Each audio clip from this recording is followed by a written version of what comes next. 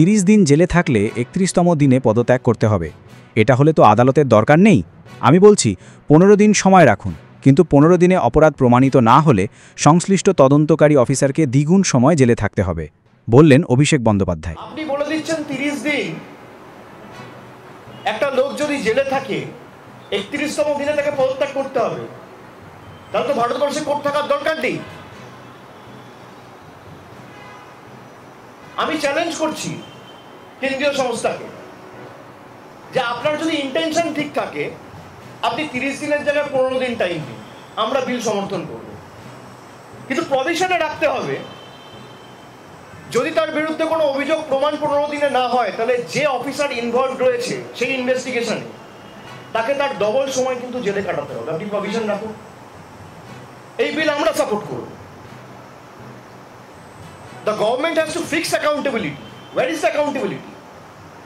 The government of the day, NDA 3.0, the BJP government, its MPs, ministers and the top brass wants to enjoy power and control without accountability. It's a deadly combination.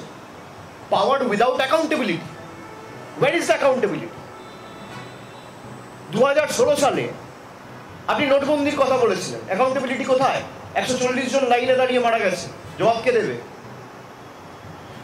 আপনি GST করে বলেছিলেন ভারতবর্ষের অর্থনীতি আরো ভালো হবে, দেশটা রসাতলে নিয়ে গেছে, অ্যাকাউন্টেবিলিটি কার?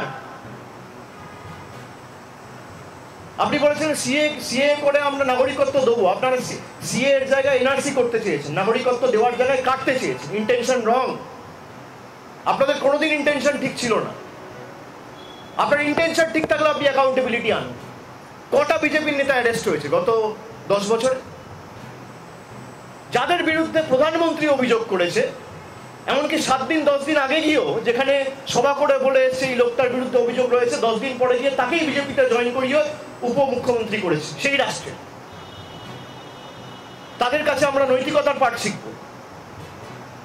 যে মমতা বন্দ্যোপাধ্যায় 40 বছর আগে যে টালির চালের ঘরে থাকতো, আজও সেই টালির চালের ঘরে থাকে, সেই মমতা বন্দ্যোপাধ্যায়ের কাছে আমরা নৈতিকতার পাঠ শিখবো না? যে বিজেপি 500 কোটি টাকার পার্টি অফিস তৈরি করে, তার কাছে আমরা নৈতিকতার পাঠ শিখবো।